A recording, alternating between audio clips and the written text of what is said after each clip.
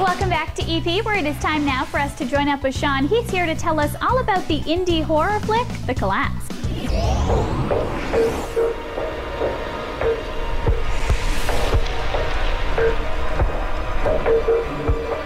The Collapse is a very cool movie that takes place in a world not unlike our own, but things have gone horribly wrong, haven't they? Yeah, they have. When the story starts, it's basically the end of the world, or the beginning of the end of the world. It follows a family of four as they try and escape the city they're living in and find their estranged son in their small town. They fear death and they want to go to where there's farmland and they could survive longer, and it's really about their journey trying to get to this town. Because so much of the enjoyment of this film comes from watching it and watching the events play out and learning as you go. Who's this family that we're following for most of the film? We wanted to write this standard nuclear family, someone that most families could identify with, your mother, father, kid, sister, kid, brother kind of thing. They're more in their 20s, really.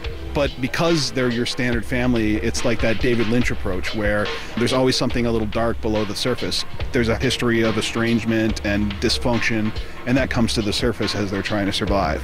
We wanted it to not just be called The Collapse because the world's collapsing, but because the family's collapsing as well.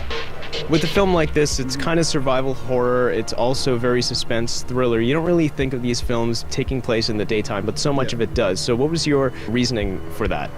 Well, there's a few. One of them is our budget was extremely low. If we did all night scenes, it would have cost us a lot because we would have needed to light them all the time, shoot at night.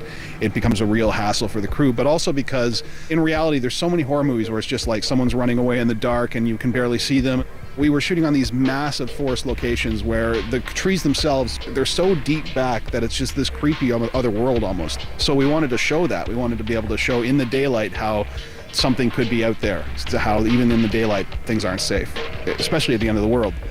What would you like people who see The Collapse to come away from the theater thinking or feeling? That they'd like to see our next one. But on top of that, in general, if I've surprised half the audience, if they come away and think, wow, this wasn't like a Hollywood-style film. This is like patterned more after the 70s slow burn thrillers where I don't really know what's going to happen because I'm not expecting an action beat every like 5 to 10 minutes. I just want them to think it's different, that it feels different, that it's not like other movies that they see, because there's too much out there right now that's just the same type of movie. Girl in her underwear with blood splattered on her running away from crazy rednecks in the woods. I wanted to make a very different horror film than that, and I hope we did.